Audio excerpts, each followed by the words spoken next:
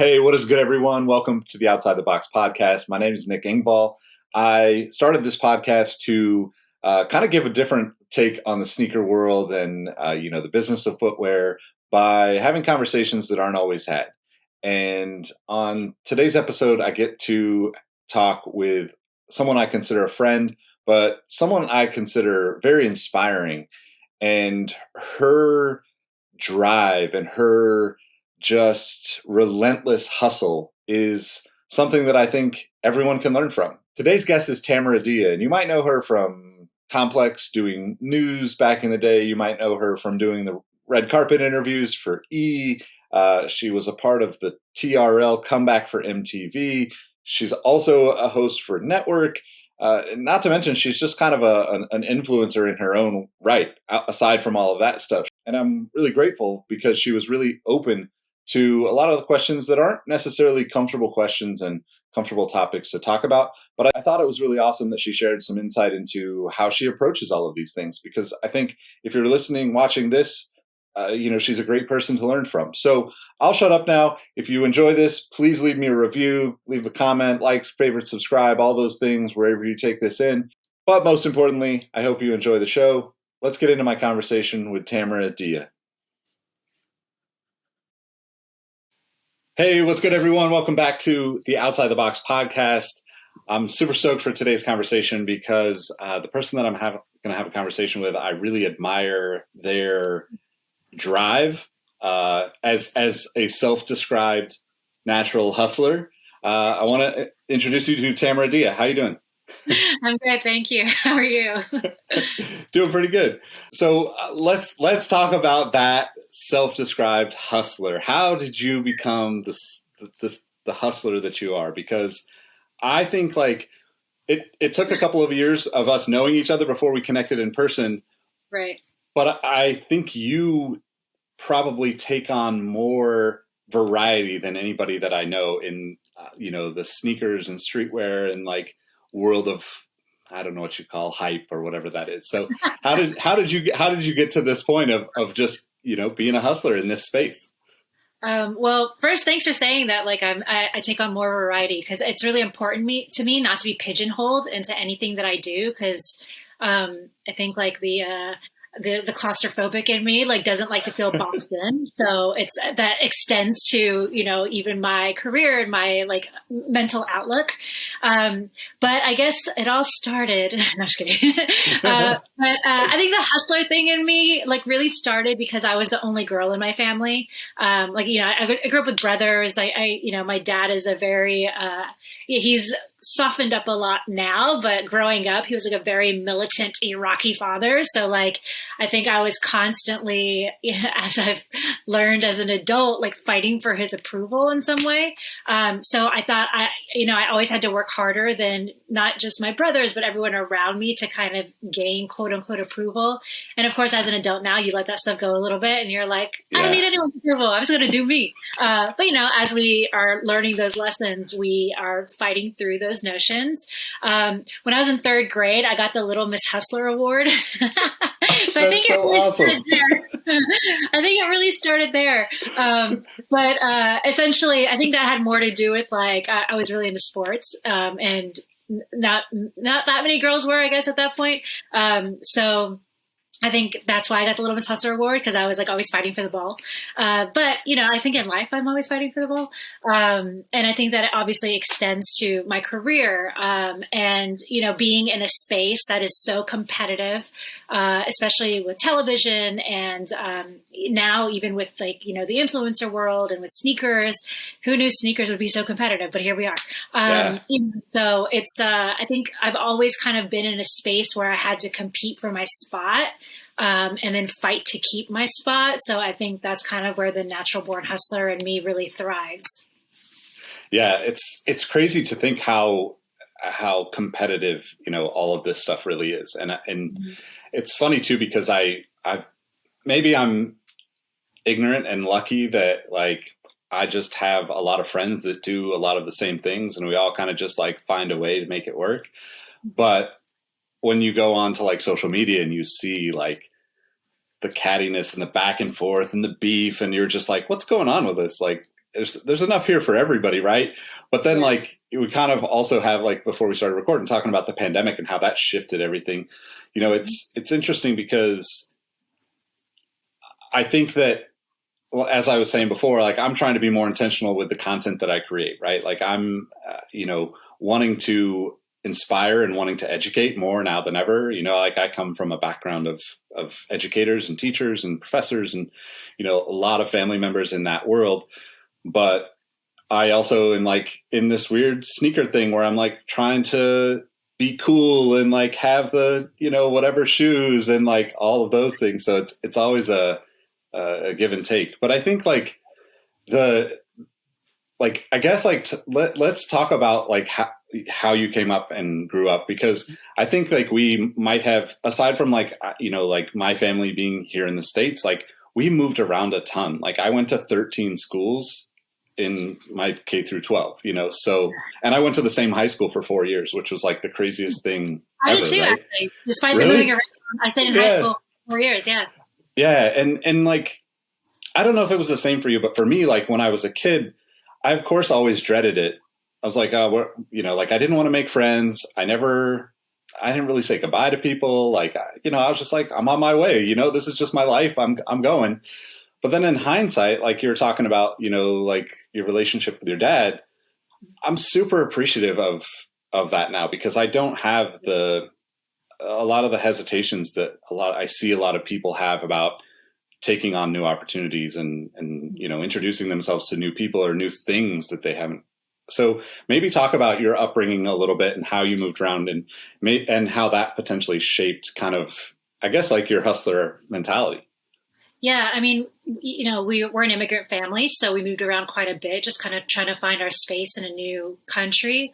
And then even when we settled, my dad's job kind of took him all over the country, and it would be for projects that would last anywhere from 8 to 12 months at a time. And we were young, so he would take the whole family with him to all these cities. And, it's that same thing of like, when I would get to college, for example, and people would be like, yeah, I'm going to go back to my childhood home. I'm like, what's that like? I don't have a child, like I do have a childhood home, but I have many childhood homes, So it's like, my parents have also moved around quite a bit. Even as an adult, I've moved around quite a bit. So having now found my place in LA, I'm very happy here, and hopefully I can stay. But you never know, you never, if we've learned anything in the last year, is like, you really truly never know what life is going to throw your way. So I think, having been a child that was, forced to constantly readapt and meet new people. And I think it definitely helped me. At the time, I didn't see it as such a positive, because you make friends and then suddenly it's like, all right, bye. Like, I'm never going to see you again. Because this is before social media. So there's no real way to stay in touch. Maybe we would write letters back and forth to each other, but like that wouldn't last for too long, because we were kids, like at that point, out of sight, out of mind kind of thing.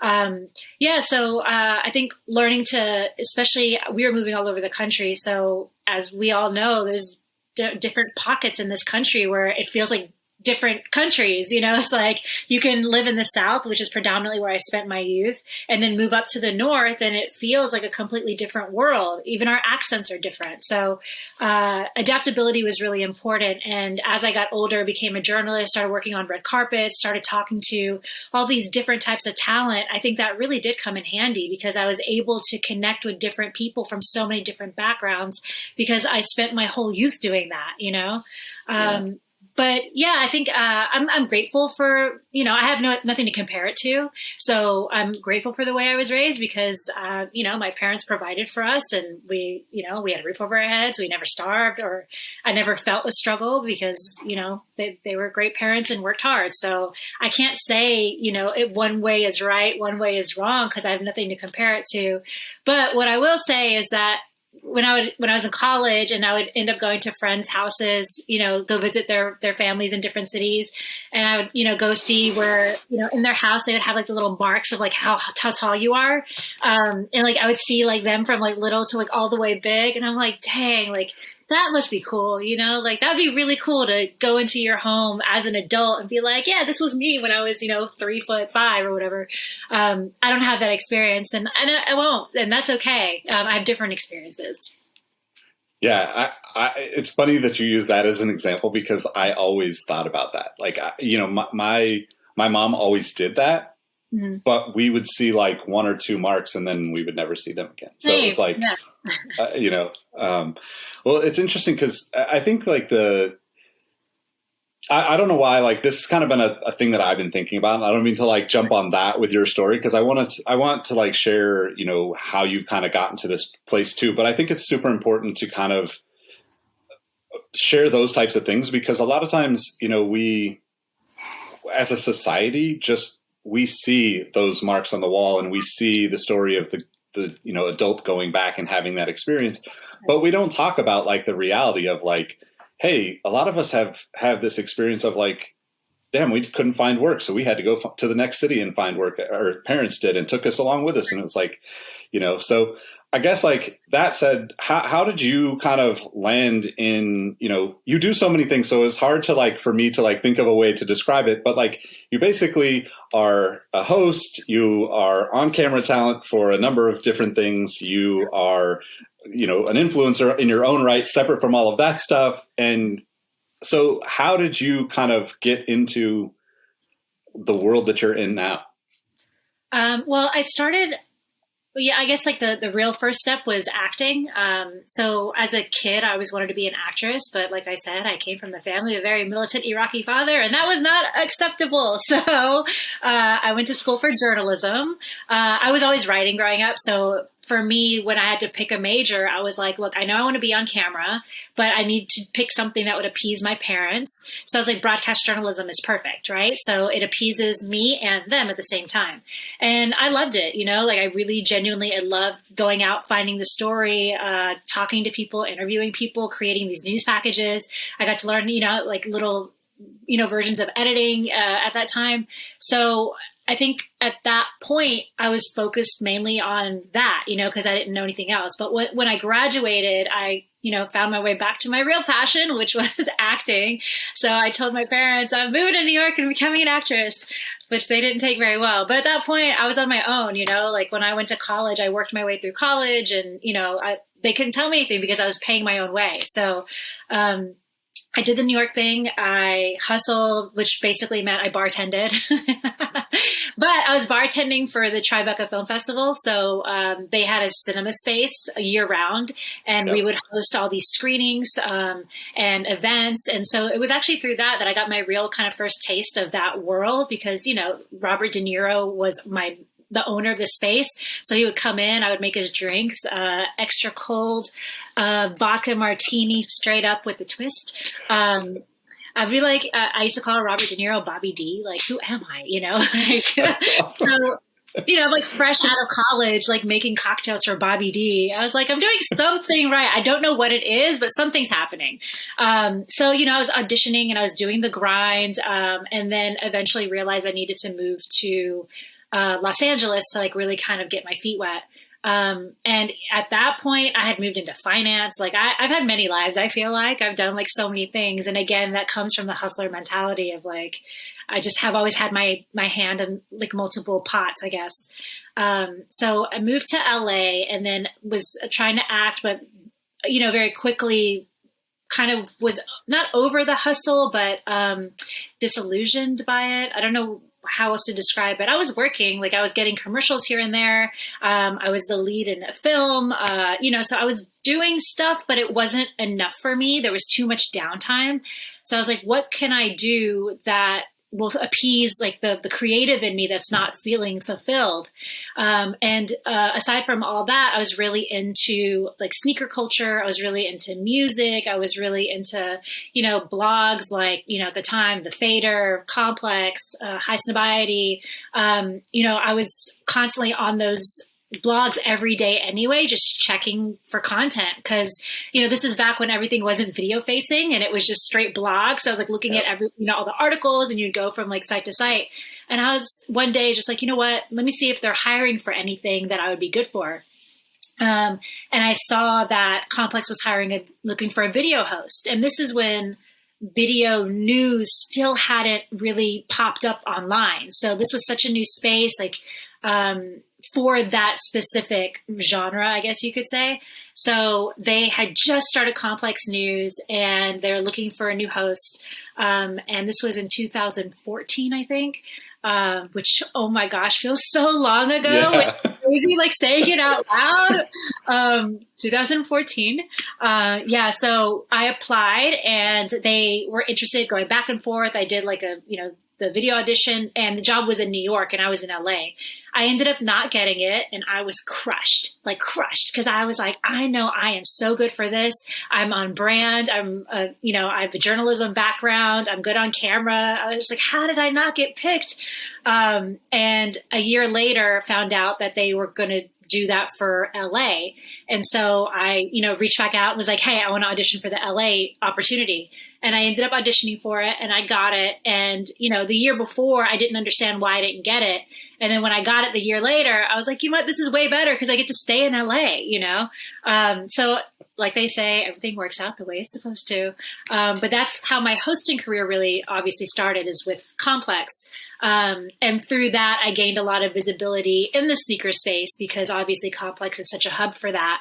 And yeah, from there, I went to television. MTV reached out. We're like, hey, we want to bring you to New York for an audition. I didn't know what it was for at the time.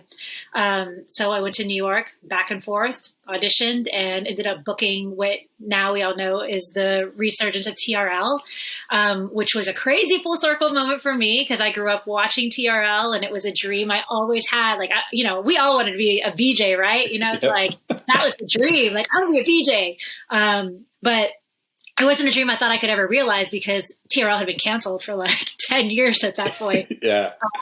So it was cool. It was a really cool full circle moment for me. And then after that, came back to LA and started doing, hosting for doing red carpets, celebrity interviews, and then started working with NTWRK and doing the video hosting for NTWRK. And then the pandemic hit, and here we are. Yeah. Yeah. I mean, I love that though, because like it's so awesome to hear that you just needed to be around that space and you just went for it, right? Because that's something that I think that everyone should consider. Like, I don't know that moving to big cities is for everyone. For me, it's definitely something that I thrive in, but like being around that energy and like constantly paying attention to it and like putting yourself where you're at arm's reach, where you're going to be able to connect with people is so important. Because inevitably there are going to be things that, you don't expect to be like opportunities at, like you're probably never thinking about like who you're going to make drinks for as a bartender in the city. Right. But then it's like, wow, this is going to potentially create relationships that who knows when those might come back around even, decades later. Right. But I think it's also really awesome to hear, in hindsight, obviously, that you missed that opportunity with Complex originally and had that setback, because I think like that's something that, we all put out so much stuff on social media now that like people don't see the behind the scenes of like, like we have to struggle to make all of these things happen and to keep the lights on and keep moving forward. Mm-hmm. But like when you get those moments where you can be like, okay, I got past it and then it came back around anyway, where you're like, you knew that it was meant for you from the get-go. And it just took them time to understand that, because sometimes that's how it works, right? And I always find myself on that side of business relationships, right? Like I'm very much like not putting myself out there in the same way that like you would, or, like Jacques or someone like that. Mm-hmm. I'm always working behind the scenes, and that's what I prefer to do. But I also see the opportunities of like, just like being out there regularly. And like, it's awesome to hear you say that, because I think one of the things that I am trying to kind of present to people is like those challenges that we don't see everybody go through.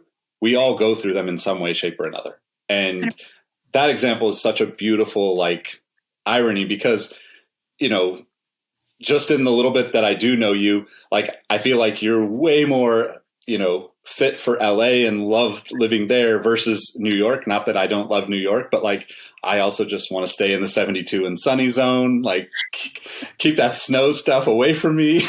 Yeah. Look, I did New York for many years, and then I came back and did New York again. So I have a lot of love for New York. And the first time I was in New York, when I was doing the bartending and all that, it was a different point in my life, and I was better equipped for that. I was younger, so I was like, I loved New York during that time. The second time I was there, I had my LA experience already. So I had grown accustomed to the comforts of living in a city like LA, where I'm not, New York is a hard city. Like it's not an easy city. The second you step out of your door, you're, bombarded with a lot of energy, first off. Second, humans. Third, like, are you getting on the train? Are you walking? Like, how are you getting your groceries home? Like, do you want to buy this piece of furniture? How are you getting it back? Like, there's like little things you don't think about when you live in a city like LA, where you have a car and you have a parking lot and you have a garage, it's like little amenities. And then of course the weather, like, come on. The last time I was in New York, I was in the middle of a polar vortex. What even is that? Why, as humans, are we in something called a polar vortex? Like, what is that? So for me, I like living in, I'm looking outside right now. It's very sunny and beautiful. And I know that I can walk outside in a t-shirt and be totally great. And like, I'm an outdoorsy girl. Like, I really genuinely love being, not to sound too crunchy, but like, I love nature. Hiking is important to me. Laying on a beach is important to me. Seeing the sky is important to me. So those little things that you don't really think about when you're kind of trying to find your place in the world really become anchors for you and moments of escape when you are in a big city and need a little bit of reprieve. Yeah. And I think that's also something that I hope that people take away from my conversations on this podcast is like, it's okay to just shut it down and disconnect and go get that for yourself. It's necessary. Like, I watched something on YouTube recently where somebody was like, I posted to Instagram for like every day for 6 months straight. And I'm like, God bless you. Like, that is way too much work for me personally. Like, I manage accounts for people, so I'm even more like, keep this thing away from me when I turn off my phone or when I'm not working. So it's something that I think, like, everything, everybody sees, like, again, like the results, and like they don't see those things that like are the real, like, recharge moments for a lot of us, right? Like, but I think too, like, one of the things that you mentioned about going to school for journalism, and just out of curiosity, did you find that, did you do on-camera stuff in school as well? Or was that, so how does that relate in like the stuff that you do now? So obviously, there's probably, I'm sure you've had this where like the perception, also like seeing just the good things about what people do. The perception, I think right now with the internet, is that anybody thinks they can do absolutely anything. And I don't want to discourage people from chasing their dreams, but I do want to encourage them to understand that there's a lot more work than what you see goes into an Instagram post or a video or you hosting a red carpet event. So how do you look at that in terms of like shaping your all around kind of abilities compared to, not to compare directly to anybody specifically, but like this kind of mentality that seems to be out there right now of like anybody can pick up the camera and do it. I would preface that by saying, like, you and I both know Jacques, and you've been around Jacques when he's having a normal conversation with you, spins the camera around and he's a completely different person that he's on, right? It's like he puts on the glasses, he goes from, Clark Kent to Superman or whatever, and, in the reverse or whatever. But like, I always admire that about someone like him. And you obviously do that same thing. I've been around where you've been like in conversation and then you turn it on for the camera. And it's something that I don't think I necessarily need as a skill, but I see it so vividly in working with the both of you and others throughout the years. Yeah. I mean, look, I actually think that's the beauty of the place that we're in right now in terms of technology, is that feasibly anyone can do anything. It's just a matter if you have the ethic and like the work ethic to do it, right? So, Jacques didn't just wake up and become one of the best sneaker YouTubers in the world, like he put in a lot of hard work and he put in a lot of man hours and he learned about equipment, he learned about lighting and he learned about, analytics and he learned about content and he learned about the back end of YouTube. It's like he didn't just decide to make a video and then suddenly had millions of followers on YouTube.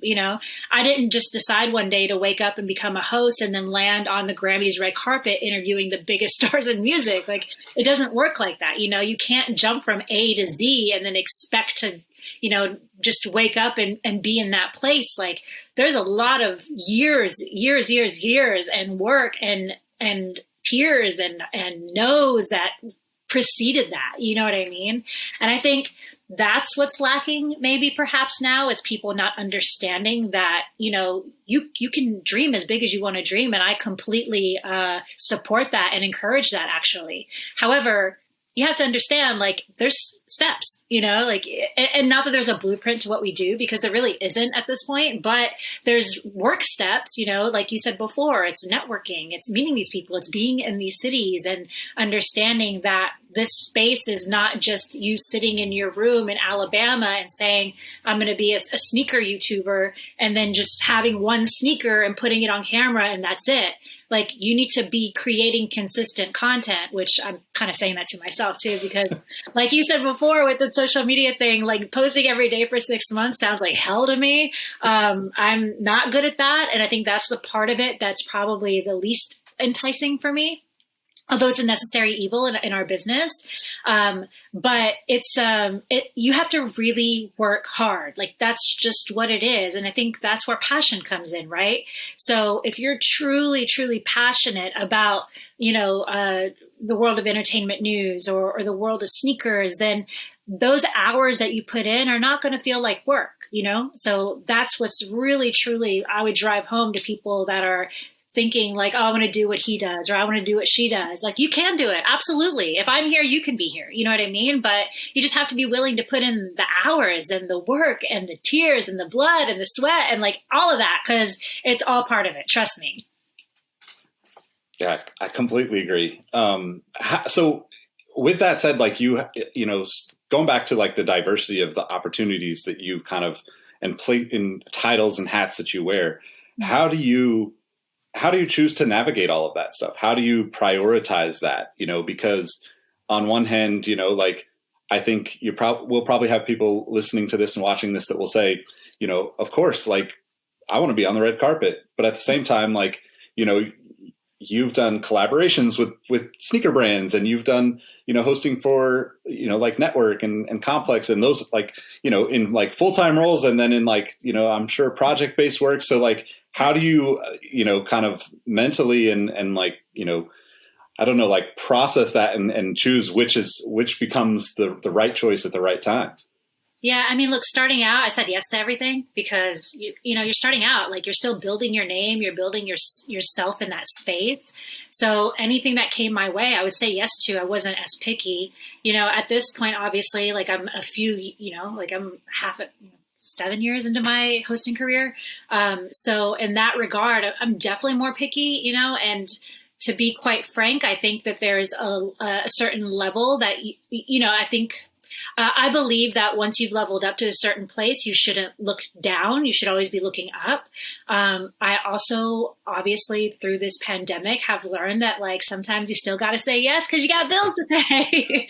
But I don't say yes if it compromises my morals or my beliefs or my ethics, right? So I think I last time we spoke, I told you about an opportunity I had with a sneaker brand, and it's a very big sneaker brand, and they wanted me to promote a sneaker for them and on my Instagram, and the sneaker was hideous. Like it wasn't anything that I would ever wear. And they were trying to drop a bag in my lap, and this is pre-COVID, so I don't know if the answer would be different now, but just kidding. But like, at the time I said no, because, for me, it was important to remain authentic, and I wanted my audience, because look, people see through the BS, right? So if I post the sneaker, guaranteed most of my people that are following me would be like, the F is this, Tamara? Like, you're trying to tell us this is cool? Like, you are bugging right now. And I'm like, you sold out, So it's like, and they would have been right, because that was not something that I inherently thought was AKA cool. So I try to remain true to my own aesthetic and my beliefs. And again, that all changes, obviously, like as we go through life experiences, as we've all learned, everything shifts, right? So it's just a matter of navigating your personal beliefs and making sure that this is something that I'm aligned with. But, I'm grateful for every opportunity. Sincerely, like when people ask me to do things, I recently learned what imposter syndrome is, so and I guess I never knew that there was a name for it, but when I learned what it was, I was like, heck yeah, I felt like that many times. Like, I can't tell you how many times I've been sitting in a room with someone who I admire so much, and they were like, oh, I've seen this, I've seen your work, and I'm like, you saw my work? Yeah. And I'm like, how? Why? Like, and it's that feeling of like, how did I even get here? But I deserve to be there, right? So it's like, it's reminding yourself that you've worked really hard to get to where you are. You've worked really hard to be in those rooms. So I have to remind myself of that too, So I think, like I said before, it's just been really important to me not to get pigeonholed. 'Cause, I obviously love sneakers. It's such a passion for me, and I could talk about it all day, but I don't want to be known as the sneaker girl. Do you know what I mean? Right. So that was really important for me to, like, hopefully if you do go to my social media, you see I do discuss more than just sneakers, because I'm more than that. You know what I mean? And I don't want to be just kind of cornered in that space, but I'm very grateful and feel honored to be a voice in that space. Yeah, I can totally relate to that too, because like, as someone who's literally worked in sneakers for like 15 years now or whatever it's been, like I'm like, I have a like personal, just like love-hate relationship with it, only because I don't get to disconnect from it as much as I would like to. And like, I have so many things that I like and enjoy. And then, it's like, do I share this? How do I share this that doesn't take away from like the people that only want to see my feet, not in a weird way, but like if I don't post shoe pics, like I see people go away, and so it's kind of interesting. And I think like that's something that, kind of leads into, I guess my next question is like, what are some of those kind of unexpected challenges that you've come across where, even in that example, do you have those types of conversations with your manager to like, to make sure that you're clear? Or even like, how frequently do you need to be reiterating that stuff to make sure you don't put yourself in that, pigeonholed in that sense? Yeah. I mean, look, when I was, actively hosting red carpets and doing TRL and things like that, I would post photos on set. I would post photos on carpets, and they would not do, as like engagement wise, would do like half the engagement that me in a sneaker photo would do. Right. And this is before, Instagram changed their algorithm. So like none of our engagement is like where it used to be, right? But that being said, obviously I noticed that, and especially as someone who works with brands and has to share the back end of my analytics with brands, you try and keep your percentages in a good place. So it's definitely a double thought. My last post was me hiking, like I love hiking. So I'm going to share that with my audience. It has nothing to do with sneakers. I'm not sharing sneakers I hike in. I just wanted to share something outside of sneakers. And I do think that I do lose people, like I do see it, that I'll lose followers if I start posting things outside of what I'm quote unquote known for in that space. But like I said, it's more important to me to be seen as like more of like a well-rounded individual than just like the sneaker girl, right? So, and I think brands would appreciate that, right? So I'm, I don't know, I just do me, and if you like it, come hang out. If not, do your own thing. I love you anyway, Exactly. That's the perfect attitude too. I mean, I think we get caught up in all of the looking at things and looking at numbers and looking at analytics. And it's like, if you just enjoy this stuff, just do it. It's, I guess like that kind of also is like, leads into another question. Like you mentioned hiking and being outdoors and the beach. Like how do you keep the balance, right? Because one of the things that I find with everybody that I've had on this show to talk about being a creator, being somebody that's, out there, like putting themselves out there on a regular basis, it's really difficult to actually disconnect. And it's actually, I think more challenging for people who have a public life to find that balance of like, when do I want to post the hike versus when do I not want to post the hike? So what are some of the things that you do or take into consideration as you're going through life to keep that balance and not, keep from getting burnt out on the other side? Yeah, I mean, look, I'm on day 3 of not posting anything on Instagram, not even in a story. So I had to take breaks. Like, I know for me personally, my mental health, like I can't be plugged in all the time. It drains me. Like there's days where I won't go Instagram at all. I won't even engage. I won't do anything on Instagram or like Twitter. I'm more active on. Like when I'm taking a break on Instagram, I'm usually over on Twitter just because Twitter is also a news source. So in my experience, whatever pops on Twitter comes to Instagram like 2 days later. So I've already seen it anyway, so I can take those breaks. But I think it's so important, like we're human beings. We're not meant to be constantly plugged in. And quite frankly, I've never been one of those people online that shares everything. Like I keep a lot of things very private. And I think that's important. And it's no shade to anyone that does share everything. More power to you. Because honestly, I do follow people that share everything and they share their dark moments. And I think that's actually very vulnerable and not something I've done just because it feels so naked. Yeah. But again, like I have a different relationship with social media, right? So for me, it's like about connecting and it's about sharing positivity. But, on the other side of positivity, obviously there's the other side of life where we're not always in that happy, sunny place, right? And which we've all learned in the last year. So I disconnect. And I also don't share my day to day. Like I share what I feel comfortable sharing. And I've had people reach out, like if I go dark a few days on social media, they'll DM me and be like, where are you? Post something, And it's just like, I will when I'm ready. Yep. I definitely will when I'm ready. It's just a lot, like there's especially like you said, like you've kind of started to recalibrate what's important to you and you've been more intentional about the jobs that you're taking and things that you're putting out content wise. I've also recalibrated a lot during this last year and have also been a lot more intentional about the things that I'm sharing because there's just such bigger things in the world right now than sneakers, and not to diss our platform because obviously it's introduced me to so many incredible people like yourself and I'm grateful for that, but there's bigger things, and so I think it's important to remember that. Yeah. And I mentioned this on an episode before, but it's super relevant. And like the pandemic definitely put me in a place of like a dark place. And like, I would even say that I'm still trying to figure out my way out of that in a lot of ways. Yeah. But I didn't realize, like I had considered letting go, like, I have the Sneaker History podcast. And then this was kind of like a thing that Jacques and Tiffany and I did years ago and Brandon and Jacques and I years before that.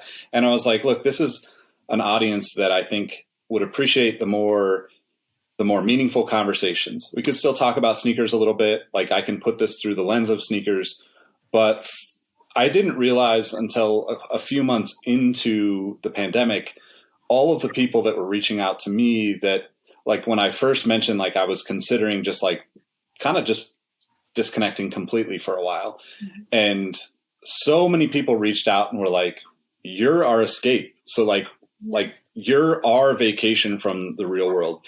And I never really thought about it until that point. And it's the beauty and the curse of being a creator that puts your stuff out there, right? Because I'm one of those people that like, if I know you or I don't know you and you reached out and said that, we're going to be friends. Like I'm going to talk to you for the rest of my life because you said something that powerful to me.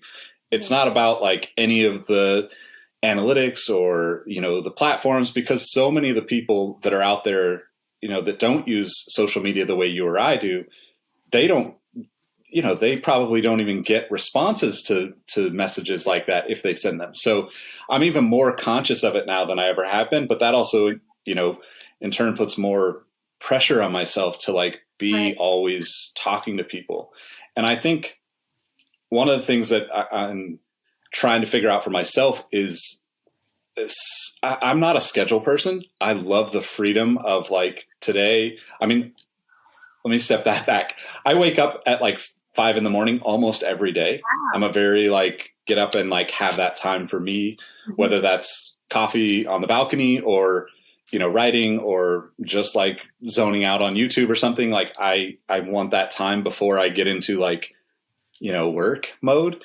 But I'm also like trying to understand myself and better, I guess, I don't know, it sounds kind of corny, but curate my day in a more logistical way, because, you can just get lost in so many things. So are you one of those people that like schedules, like, do you go by a very like specific routine, and like, does that help you kind of deal with the turning off and turning on for things? Or are you one of those kind of free flowing people? And like, how do you approach your day in that sense even? Yeah, I mean, I'm more of a free flowing type of person. I mean, in general, so I'm very type A for when it comes to certain things. But as a freelancer, so I up until 2-3 years ago, I was always in a full time position, right? So I had hours set for me, and that wasn't my call, right? Like that's how my job was. That's how my day was scheduled. I had to schedule around those hours. And then about 3 years ago, when I went full freelance, I had so much more time, right? So you have these extra hours in your day and you're like, well, I can do anything.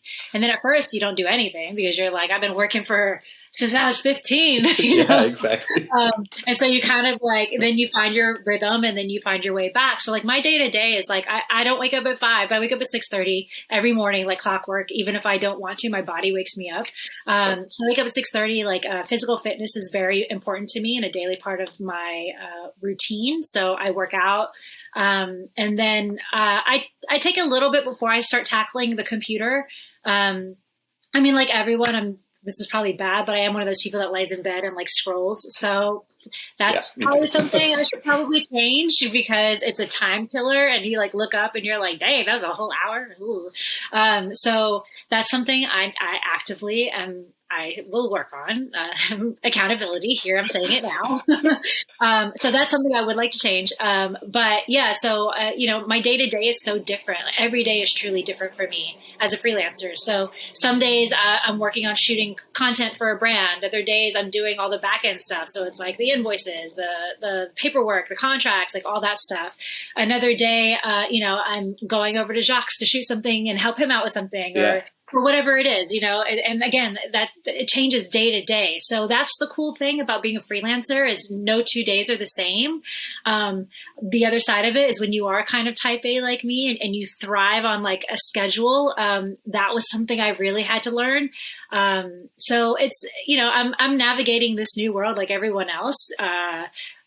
I worked red carpets and those were gone for the last year and a half. So it's a new space and a new world. And I'm trying to, like you said, I'm trying to find my place in it. So, and I don't know if that ever really changes. I think we're also always trying to find our place, but yeah, I'm trying to find my place right now. So, I'm kind of in that zone of like, all right, like I really do feel like the world is my oyster and I could really do anything. So it's a matter of me trying to zero in on what makes me happy.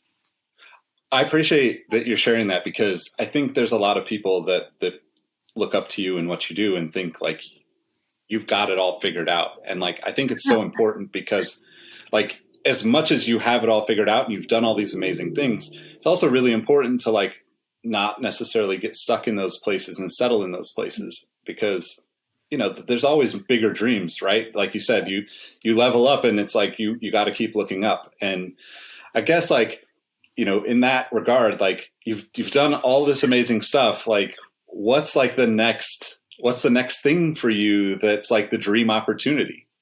In my perfect dream world, I would love to get back to television. I have a dream of hosting like a millennial like talk show. So it would be really cool to like a panel talk show. So I've pitched it many times to many different outlets, and for some reason people are not into it, and I don't understand why, because who likes to talk more than millennials?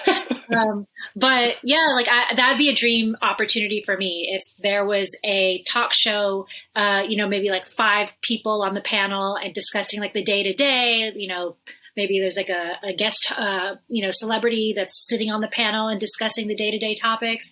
I think that would be awesome. I would love to do that. And that's something that, that's the goal. And again, it doesn't exist, so, yeah. But TRL didn't exist either when I got that job. So if I've learned anything is that anything can happen. Anything can happen.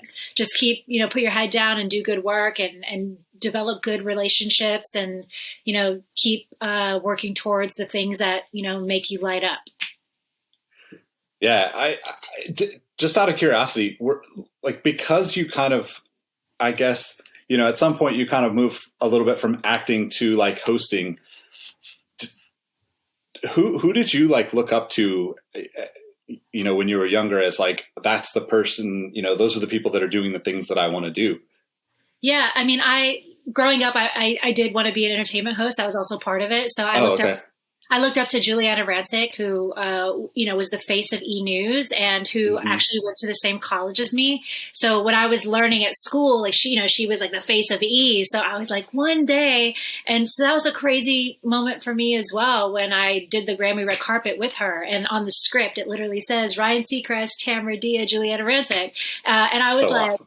Like truly, what a crazy moment. I kept the script because I was, those are cool moments, when I was like a, 19-year-old, sitting in my comms class learning about journalism.